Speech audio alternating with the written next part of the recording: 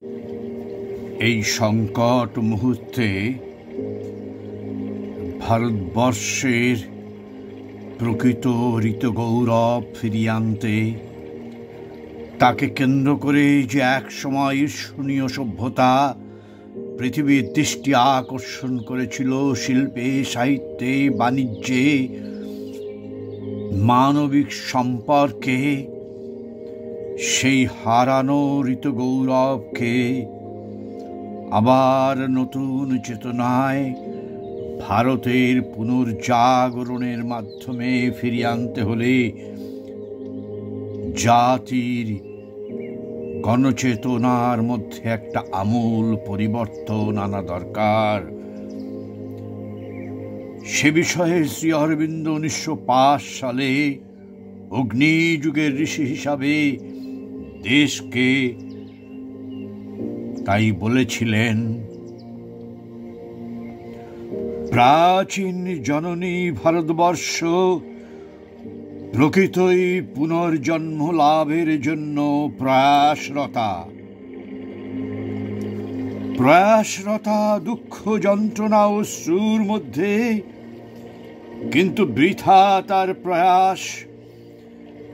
তিনি এত বিরাট এবং এত শক্তিশালী হতে পারেন, তার দুঃখের কারণ কি? নিশ্চয়ই কোনো সাংঘাতিক ত্রুটি আছে, কিছু গুরুত্বপূর্ণ অভাব আছে আমাদের মধ্যে, এবং সেই ত্রুটির প্রতি অঙ্গুল নির্দেশ করাও কষ্টসাধ্য নয়। আমাদের জন্য সব কিছু আছে, আমাদের জন্য সব কিছু আছে, কিন্তু আমরা শক্তিহীন, সামর্থ্যহীন। আমরা পরিত্যাগ করেছি শক্তিকে, সেজন্য শক্তির দ্বারা আমরা পরিত্যক্ত। মা আমাদের হৃদয়ে নেই, মস্তিষ্কে নেই, বাহুতে নেই। পুনর্জন্ম লাভের জন্য আমাদের আকাঙ্ক্ষা প্রচুর, এতে কোনো অভাব নেই।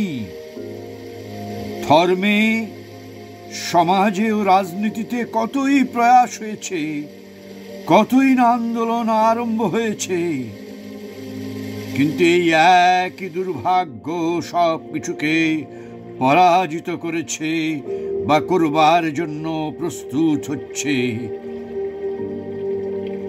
এক মুহূর্তের জন্য সেসব উদ্দীপিত হয়ে ওঠে, তারপর আবেগ শিথিল হয়ে যায়, অগ্নি নির্বাপিত হয়ে যায়, এবং যদি বা তাদের অস্তিত্ব বজায় থাকে, তা শুধু শূন্য খোলসের মতো আকৃতি, যা হতে ব্রহ্ম নির্গত হয়ে গেছে, অথবা যার মধ্যে ব্রহ্ম তমশক্তির দ্বারা অভিভূত হয়ে নিষ্ক্রিয় হয়ে গেছে। আমাদের আরম্ভ সবই শক্তিশালী, কিন্তু তার পরিণাম বা ফল নেই। এখন আমরা অন্যদিকে শুরু করেছি,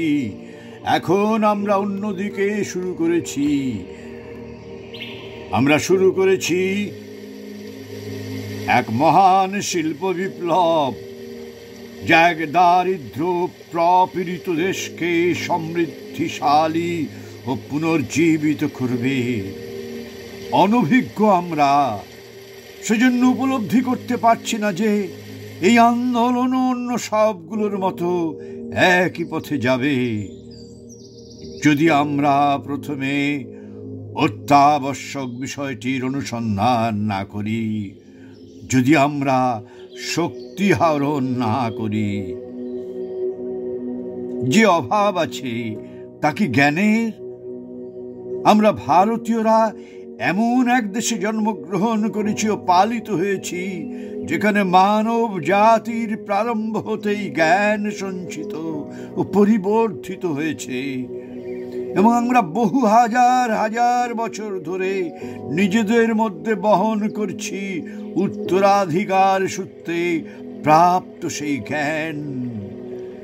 কিন্তু তা এখন মৃত জ্ঞান, যা আমাদের পায়ের জন্য সহায়ক লাঠি, হাতের অস্ত্র হওয়ার পরিবর্তে হয়ে উঠেছে এক দুর্ভার, যার নিচে আমরা নত, এক বিষ যা আমাদের ক্ষয় করছে।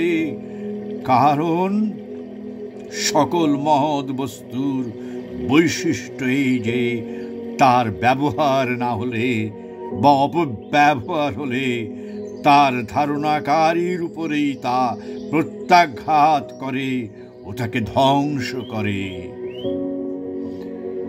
যার অভাব আছে তাকে প্রেম, উৎসাহ, ভক্তি এসব ভারতীয় প্রকৃতির মজ্জাগত, কিন্তু শক্তির অভাবে আমরা একাগ্র হতে পারি না, তার নিয়ন্ত্রণ ও সংরক্ষণে আমরা অসমর্থ।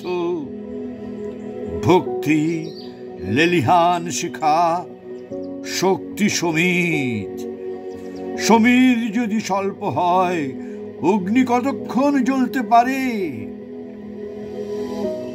যত গভীরভাবে আমরা দেখি, ততই সুনিশ্চিত হই যে একমাত্র যে বস্তুর আমাদের অভাব এবং যা সর্বপ্রথমে অর্জন করা আবশ্যক, তা হল শক্তি, শারীরিক শক্তি, মানসিক শক্তি, নৈতিক শক্তি, কিন্তু সর্বোপরি আধ্যাত্মিক শক্তি, যা অন্য সকল শক্তির অফুরন্ত অক্ষয় উৎস। আমাদের যদি শক্তি থাকে, তাহলে সব কিছুই স্বাভাবিকভাবে ও অনায়াসে আমাদের কাছে আসবে। শক্তির অভাবে আমরা স্বপ্নের মানুষের মতো, যার হাত আছে কিন্তু ধরতে বা আঘাত করতে পারে না, পা আছে কিন্তু দৌড়তে পারে না। ভারতবর্ষ যদি তার অস্তিত্ব বজায় রাখতে চায়, তাহলে তাকে আবার তারুণ্য লাভ করতে হবে। তার মধ্যে শক্তির তরঙ্গায়িত খরস্রোত সঞ্চারিত করতে হবে। তার অন্তরাত্মাকে হয়ে উঠতে হবে পূর্বের মতো বিশাল, বলিয়ান, ইচ্ছা অনুযায়ী প্রশান্ত বা রুদ্র, কর্ম বা শক্তির মহাসাগর। আমাদের মধ্যে অনেকেই জড়তার অন্ধকারময় গুরুভার দানব তমসের দ্বারা অভিভূত হয়ে আজকাল বলছেন যে একথা অসম্ভব, এবং ভারত ক্ষয়গ্রস্ত, রক্তহীন ও জীবনহীন, এত দুর্বল যে তার পুনরুত্থান কখনো সম্ভব নয়, এবং আমাদের জাতি ধ্বংসের অভিমুখী। এ হলো এক মূর্খতাপূর্ণ অলসুক্তি। নিজের ইচ্ছা ব্যতীত কোনো মানুষ বা জাতি দুর্বল হতে পারে না। কোনো মানুষের বা জাতির ধ্বংস অসম্ভব স্বেচ্ছায় না চাইলে।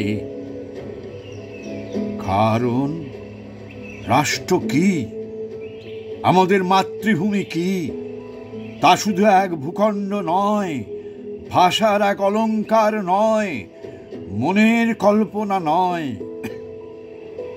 তা এক মহাশক্তি, যে সকল নিযুত বেষ্টি নিয়ে রাষ্ট্র গঠিত।